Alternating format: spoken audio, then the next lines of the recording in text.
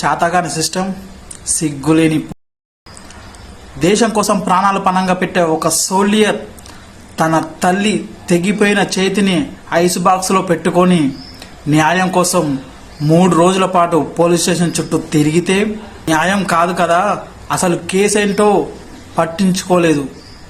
శ్వాస సంబంధిత సమస్యతో హాస్పిటల్కి తీసుకెళ్తే వాళ్ళు వేసిన రాంగ్ ఇంజెక్షన్ వల్ల ఇన్ఫెక్షన్ అయ్యి ప్రాణాలు కాపాడాలని ఆమె చేయినే తొలగించారు. ఈ జవాన్కు జరిగిన అన్యాయాన్ని ఐటీబీపీ కమాండర్స్ చూసి 50-60 కమాండర్స్ కాన్పూర్ పోలీస్ కమిషనరేట్ను చుట్టుముట్టారు. ఒక ఆర్మీ జవాన్కే ఇలా జరిగితే కామన్ పీపుల్ పరిస్థితి ఏంటి?